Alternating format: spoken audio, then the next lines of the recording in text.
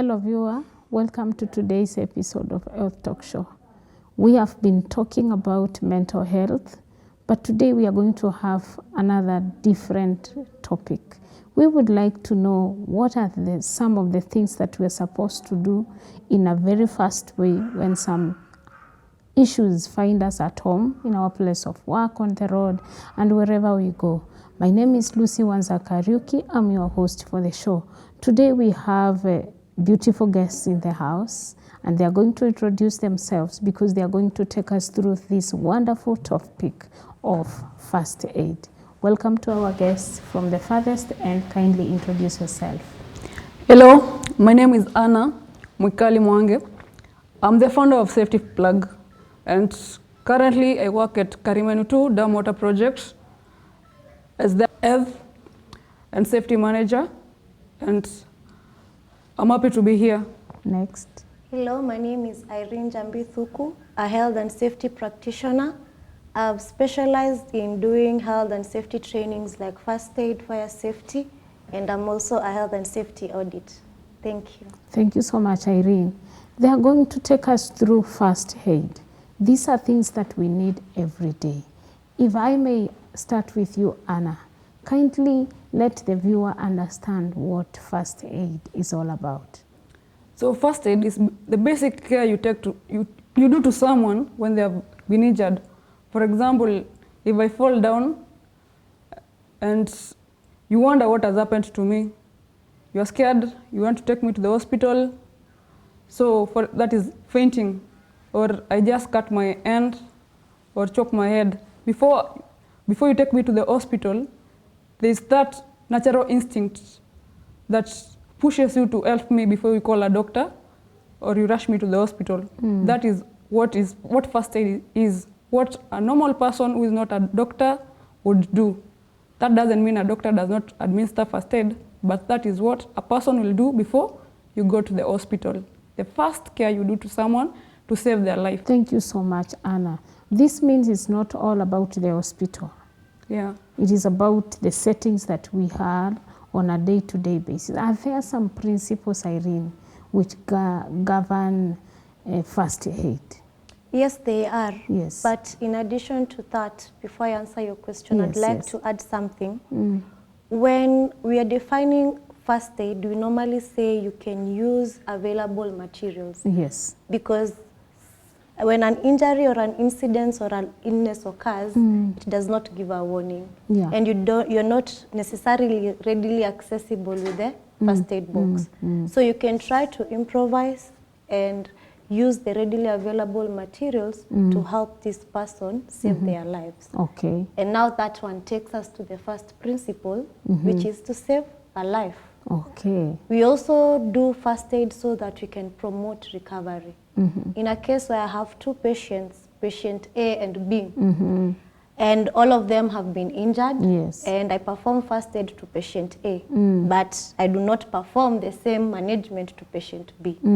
Chances are high that patient A will recover quick than patient B. Yes. Another principle we have when we are managing first aid is that you have to prevent the condition from worsening. That means that whenever you're performing first aid management to a casualty, you have to have the knowledge and skills on how to handle this particular condition, Yes. know the particular signs and symptoms, what are the things that are required for me to manage the situation of this casualty. Yes.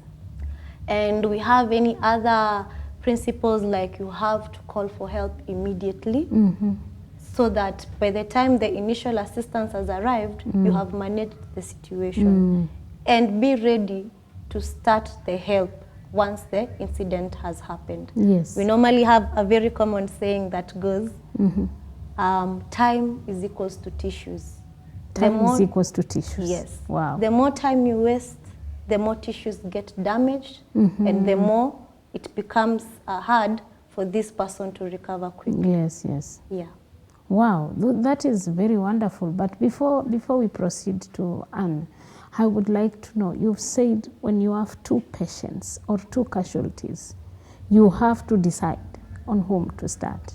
Suppose you are in an environment whereby the relatives are there and you decide to attend to patient A and patient B, and they will be accusing you of neglecting or being biased to their client, what will govern you to defend yourself, for example?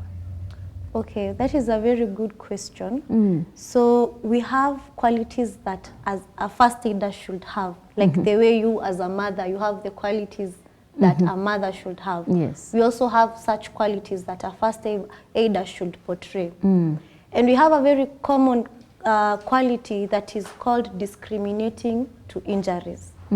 What we mean by discriminating here, we are not, it's not the common discrimination definition. Yeah, because I was almost frowning myself. Yes, but what we try to say here is you should start with the most life-threatening condition first. Okay. And another quality we have is common sense, which you know it's not common. Common to all. Common sense is not common at all. Yes. By common sense, we try to mean that you should assess the situation to know which of the casualties will I begin with first. Yes. And we said using available materials. Everything, everyone, or anything that is around you as a first aider is a tool for work. Wow. That means I can use common sense to instruct someone else who's there to help me administer first aid to one casualty as I do the other one. Management to the other one. Yes. So you try to think outside the box, common sense, which is not common. Which is not common to all. Which is not common to all. Yes. Yeah. Wow. And when we are talking about first aid, what is its importance anyway? So the importance of first aid, one is it saves life.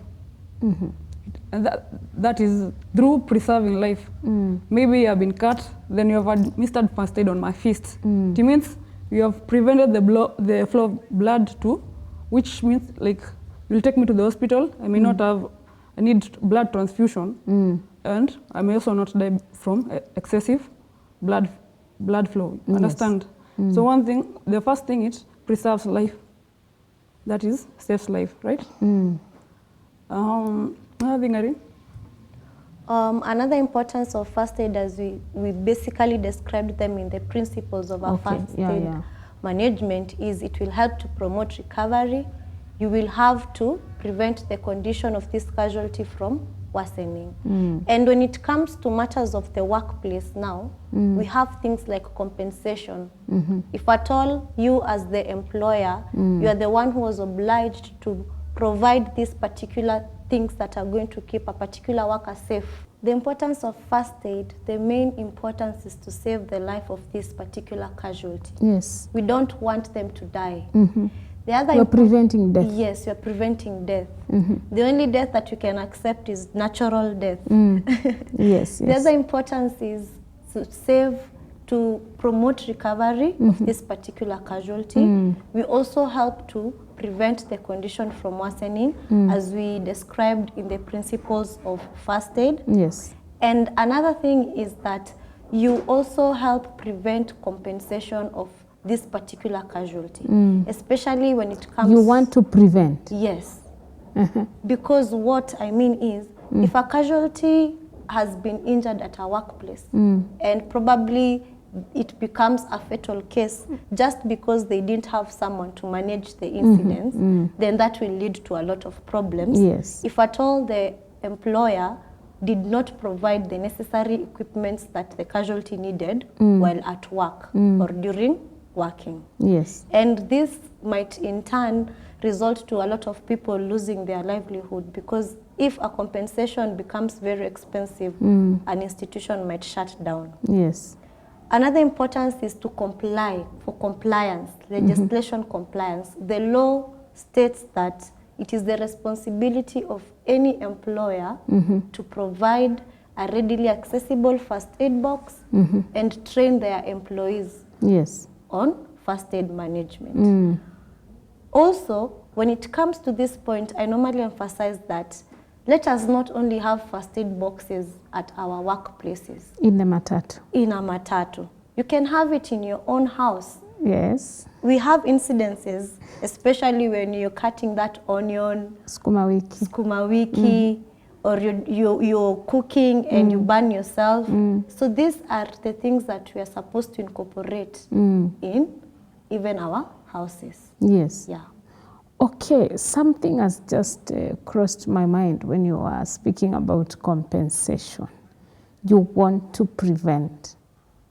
My question is, where does insurance come in if a company is going to shut down for compensating just one type of injury? For example, we've seen people who have, I remember of a certain man who burned in a tank. Yeah. I don't remember if it was water tank or oil tank. He was cleaning, but all that hot substance found him inside the tank and he burned completely. Is there no insurance which should take care of that? So on the matters of insurance, it depends with the particular employer. Okay. If the employer had taken an insurance cover, it might help a long way. Yes. But remember, the ruling of the judge, depending on the situation and the circumstance that resulted to the death of a particular employee or a particular person, the judge might rule that the company should be completely shut down. And you see, in a case like that one, it will be hard for the other employees. Okay. So depending on the intensity of the injury and the situations that resulted to a particular injury from occurring, then the insurance cover might work or not Not work. Yeah. Oh, I get you now. Anne, she said that it is very important to have first aid done on a person, and especially to save life, to prevent death. Now, if I may ask, what about when it comes to attending to this specific client or casualty? Do you need permission from the casualty? Yeah, you do. Before I answer that, let me add something on the insurance. So this is what happens. It is the legal duty of or requirement of the employer by the Ministry of Labor to follow the OSH laws, that is Occupational Health and Safety Act 2007, whereby you are required to provide first aid, and also the Factories and Other Places of Work Act. Those ones, they focus on first aid. So if you have a company and you don't have a first aider, or you have employed a first aider and you have not provided the equipment, so this person dies or the condition deteriorates, you have not saved life. And then the research is done and it is the company or the management that has not complied. Now the insurance company, they will not compensate you because the accident happens due to negligence. I mean, like the person died due to negligence. You didn't want to spend money to equip the first aider, because if you are my employee, my first aider, I put you there, I'm paying you, but I'm not giving you the equipment you need to run your work. How are you going to administer the first aid? That is one case.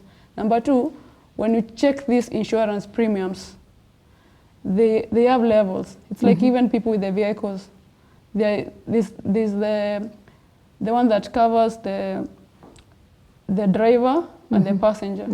And then there's the third party one, which only covers an accident and does not cover everyone. Like if you cause an accident where there's death, they can only pay that person, you understand? Then there's that person who covers his old vehicle, that the vehicle can be brought back, like you can be given another vehicle, and if you have caused an accident, your insurance cover can compensate for the people in the vehicle. You Comprehensive. understand? Yeah, comprehensive one. So it happens like that in the workplace. There's an employer who will say, no, if I'm giving this insurance a lot of money, compensating for many people, and they're not going to have the accident, why? He's trying to save. There's always that debate between production and health and safety. So you are a contractor, or you want to finish work and save a lot of money. So in order to save money, you don't comply to help in the safety department where there's first aid. So if these people, they are not safe, it means they are going to get hurt, and also you have to take them to the hospital, you're going to spend a lot. You understand? It has to affect the person. Yeah, it is like has to a balance affect sheet. Like the company. Yeah. It's like a balance sheet. How do we put it? Like the weighing machine. Yes. One side is production, the other side is health and safety. So an employer that focuses on health and safety balances the sheet. But whoever focuses on production, it means a lot of accidents are going to happen. And you're going production, here we are talking about production, health and safety. You are watching GBS TV Africa. We are going to continue shortly after the break.